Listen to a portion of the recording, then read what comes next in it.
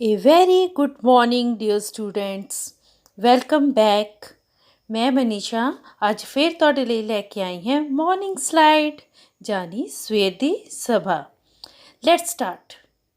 ਅੱਜ ਮਿਤੀ ਹੈ 3 ਨਵੰਬਰ 2020 ਤੇ ਦਿਨ ਹੈ ਮੰਗਲਵਾਰ। Today is 3rd November and day is Tuesday. ਮੰਗਲਵਾਰ ਹਫਤੇ ਦਾ ਦੂਸਰਾ ਦਿਨ ਹੈ। Tuesday is the second day of the week. ਚਲੋ ਆਓ ਹੁਣ ਸਭ ਤੋਂ ਪਹਿਲਾਂ ਕਰਨੇ ਹਾਂ ਅੱਜ ਦਾ ਵਿਚਾਰ।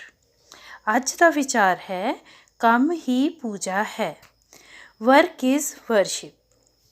ਬੱਚੋ, ਕੰਮ ਸਾਡੀ ਜ਼ਿੰਦਗੀ ਵਿੱਚ ਬਹੁਤ ਜ਼ਰੂਰੀ ਹੈ। ਇਹ ਸਾਡੀ ਜ਼ਿੰਦਗੀ ਦਾ ਮਹੱਤਵਪੂਰਨ ਹਿੱਸਾ ਹੈ। ਆਪਣੇ ਹੱਥ ਨਾਲ ਕੰਮ ਕਰਕੇ ਸਾਨੂੰ ਬੇਹੱਦ ਖੁਸ਼ੀ ਮਿਲਦੀ ਹੈ। ਕੋਈ ਵੀ ਕੰਮ ਛੋਟਾ ਜਾਂ ਵੱਡਾ ਨਹੀਂ ਹੁੰਦਾ। ਸੱਚੀ ਲਗਨ ਅਤੇ ਮਿਹਨਤ ਨਾਲ ਕੀਤਾ ਛੋਟੇ ਤੋਂ ਛੋਟਾ ਕੰਮ ਵੀ ਵੱਡਾ ਬਣ ਜਾਂਦਾ ਹੈ। ਸਾਨੂੰ ਉਸ ਈਸ਼ਵਰ ਨੇ ਕਰਮ ਕਰਨ ਲਈ ਹੀ ਭੇਜਿਆ ਹੈ। ਸਾਡੇ ਦੁਆਰਾ ਕੀਤੇ ਗਏ ਕੰਮਾਂ ਕਾਰਨ ਹੀ ਸਾਡੀ ਪਹਿਚਾਣ ਬਣਦੀ ਹੈ। ਸ਼ਰਤ ਸਿਰਫ ਇੰਨੀ ਹੋਣੀ ਚਾਹੀਦੀ ਹੈ ਕਿ ਉਹ ਕੰਮ ਸਾਫ਼ ਨੀਅਤ ਨਾਲ ਕੀਤਾ ਹੋਣਾ ਚਾਹੀਦਾ ਹੈ। ਫਿਰ ਸਮਝੋ ਈਸ਼ਵਰ ਦੀ ਪੂਜਾ ਵੀ ਹੋ ਗਈ। ਬੱਚਿਓ, ਜੋ ਤੁਹਾਨੂੰ ਰੱਬ ਨੇ ਛੋਟੇ ਛੋਟੇ ਪਿਆਰੇ ਪਿਆਰੇ ਹੱਥ ਦਿੱਤੇ ਹੈ ਨਾ, ਉਹਨਾਂ ਨਾਲ ਤੁਸੀਂ ਚੰਗੇ ਚੰਗੇ ਕੰਮ ਕਰਨੇ ਹਨ। ਸੱਚੀ ਲਗਨ ਕੜੀ ਮਿਹਨਤ ਨਾਲ ਲੋਕਾਂ ਦੀ ਭਲਾਈ ਕਰਨੀ ਹੈ ਅਤੇ ਇੱਕ ਚੰਗੇ ਇਨਸਾਨ ਬਣ ਕੇ ਆਪਣੇ ਪਰਿਵਾਰ, ਸ਼ਹਿਰ ਅਤੇ ਆਪਣੇ ਦੇਸ਼ ਦਾ ਨਾਂ ਰੋਸ਼ਨ ਕਰਨਾ ਹੈ। ਆਓ ਹੁਣ ਅਸੀਂ ਗਿਆਨ ਵਿਗਿਆਨ ਦੇ ਪ੍ਰਸ਼ਨਾਂ ਉੱਤੇ ਰੋਸ਼ਨੀ ਪਾਈਏ। ਪਹਿਲਾ ਪ੍ਰਸ਼ਨ, ਸੰਸਾਰ ਦਾ ਸਭ ਤੋਂ ਘੱਟ ਆਬਾਦੀ ਵਾਲਾ ਦੇਸ਼ ਕਿਹੜਾ ਹੈ? ਬੱਚੋ, ਸਭ ਤੋਂ ਘੱਟ ਆਬਾਦੀ ਵਾਲਾ ਦੇਸ਼ ਸੰਸਾਰ ਵਿੱਚ ਵੈਟੀਕਨ ਸਿਟੀ ਹੈ। ਇੱਥੇ ਸਿਰਫ 1000 ਤੋਂ ਵੀ ਘੱਟ ਲੋਕੀ ਰਹਿੰਦੇ ਹਨ। ਇਹ ਦੇਸ਼ ਸਿਰਫ 44 ਹੈਕਟਰ ਵਿੱਚ ਹੀ ਫੈਲਿਆ ਹੋਇਆ ਹੈ, ਇਸ ਲਈ ਇਹ ਦੁਨੀਆ ਦਾ ਸਭ ਤੋਂ ਛੋਟਾ ਦੇਸ਼ ਵੀ ਹੈ। ਪ੍ਰਸ਼ਨ ਦੂਸਰਾ, ਧਰਤੀ 'ਤੇ ਕਿੰਨੇ ਪ੍ਰਤੀਸ਼ਤ ਪਾਣੀ ਹੈ? ਬੱਚੋ, ਸਾਡੀ ਧਰਤੀ ਦਾ ਲਗਭਗ 71% ਹਿੱਸਾ ਪਾਣੀ ਨਾਲ ਭਰਿਆ ਹੈ। ਉਸ ਵਿੱਚੋਂ ਵੀ 96% ਦੇ ਲਗਭਗ ਸਮੁੰਦਰਾਂ ਦਾ ਖਾਰਾ ਪਾਣੀ ਹੈ ਜੋ ਅਸੀਂ ਪੀ ਨਹੀਂ ਸਕਦੇ। ਮਨੁੱਖ ਲਈ ਸਿਰਫ 3% ਤੋਂ ਵੀ ਘੱਟ ਪਾਣੀ ਪੀਣ ਯੋਗ ਹੈ। ਇਸ ਲਈ ਬੱਚਿਓ, ਪਾਣੀ ਨੂੰ ਬਰਬਾਦ ਨਾ ਕਰਕੇ ਸਹੀ ਢੰਗ ਨਾਲ ਵਰਤੋਂ ਕਰਨੀ ਚਾਹੀਦੀ ਹੈ। ਪ੍ਰਸ਼ਨ ਤੀਸਰਾ, ਭਾਰਤ ਦੇ ਉਪ ਰਾਸ਼ਟਰਪਤੀ ਕੌਣ ਹਨ? ਭਾਰਤ ਦੇ ਉਪ ਰਾਸ਼ਟਰਪਤੀ ਸ਼੍ਰੀ ਵੈਂਕਈਆ ਨਾਇਡੂ ਜੀ ਹਨ। ਪ੍ਰਸ਼ਨ ਚੌਥਾ, ਰੋਮਨ ਅੰਕ ਪ੍ਰਣਾਲੀ ਵਿੱਚ 99 ਕਿਵੇਂ ਲਿਖਿਆ ਜਾਂਦਾ ਹੈ? ਬੱਚੋ, 99 ਦਾ ਮਤਲਬ ਹੁੰਦਾ ਹੈ 50 ਜਮਾ 10 ਜਮਾ 10 ਜਮਾ 10 ਜਮਾ 9। ਤੁਹਾਨੂੰ ਪਤਾ ਹੈ ਐਲ ਦਾ ਚਿੰਨ੍ਹ 50 ਦੇ ਬਰਾਬਰ ਹੁੰਦਾ ਹੈ, ਐਕਸ ਦਾ ਚਿੰਨ੍ਹ 10 ਦੇ ਬਰਾਬਰ ਹੁੰਦਾ ਹੈ। ਇਸੇ ਤਰ੍ਹਾਂ ਹੀ ਅਸੀਂ ਸਾਰੀਆਂ ਵੈਲਿਊਜ਼ ਲਿਖ ਲਾਂਗੇ। ਐਲ, ਐਕਸ, ਐਕਸ, ਐਕਸ ਔਰ 9 ਕਿੰਨਾ ਹੁੰਦਾ ਹੈ? ਐਕਸ ਵਿੱਚੋਂ 1 ਘਟਾਤਾ ਅਤੇ ਬਣ ਗਿਆ 9, ਯਾਨੀ ਐਕਸ ਦੇ ਅੱਗੇ ਪਹਿਲੋਂ ਆਈ ਲਗਾਤਾ ਅਤੇ ਬਣ ਗਿਆ 9। ਹੁਣ ਸਭ ਨੂੰ ਇਕੱਠੇ ਕਰਕੇ ਲਿਖ ਲਓ।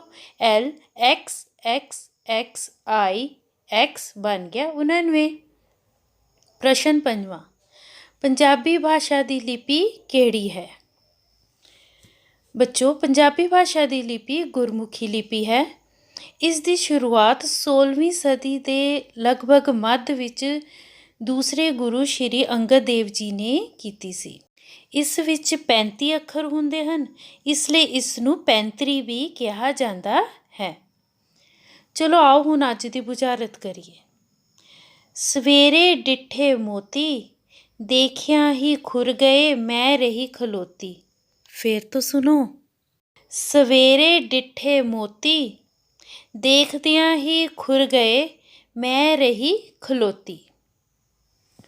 ਸੋਚੋ, ਇਸ ਦਾ ਜਵਾਬ ਹੈ ਤਰੇਲ ਦੇ ਤੁਪਕੇ। ਬੱਚੋ, ਤੁਸੀਂ ਸਵੇਰੇ ਸਵੇਰੇ ਘਾਹ ਉੱਤੇ ਜਾਂ ਪੱਤਿਆਂ ਉੱਤੇ ਇਸ ਤਰ੍ਹਾਂ ਦੀ ਤਰੇਲ ਪਈ ਦੀ ਦੇਖੀ ਹੋਣੀ ਹੈ, ਜਿਹਨੂੰ ਹੱਥ ਲਗਾਉਂਦੇ ਹੀ ਉਹ ਖੁਰ ਜਾਂਦੇ ਨੇ, ਯਾਨੀ ਕਿ ਉਹ ਪਾਣੀ ਬਣ ਕੇ ਬਹਿ ਜਾਂਦੇ ਨੇ।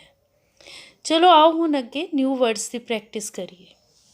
ਬੱਚੋ ਅੱਜ ਦੇ ਨਿਊ ਵਰਡਸ ਤੇ ਜਿਹੜੇ ਹੈ ਸਪੈਸ਼ਲ ਨੇ ਉਹ ਸਾਰੇ ਇੱਕ ਹੀ ਸ਼ਬਦ ਸਮ ਨਾਲ ਬਣੇ ਹੋਏ ਨੇ। ਸਮ ਦਾ ਮਤਲਬ ਹੁੰਦਾ ਹੈ ਕੁਝ। ਇਸੇ ਤਰ੍ਹਾਂ ਹੀ ਜਦ ਅਸੀਂ ਸਮ ਨਾਲ ਵੱਖਰੇ ਵੱਖਰੇ ਸ਼ਬਦ ਲਗਾ ਦਿੰਦੇ ਹਾਂ ਤੇ ਉਹਨਾਂ ਦਾ ਮਤਲਬ ਵੀ ਚੇਂਜ ਹੋ ਜਾਂਦਾ ਹੈ। ਸਭ ਤੋਂ ਪਹਿਲਾਂ ਵਰਡ ਦੇਖਣੀ ਹੈ SOME ਸਮ।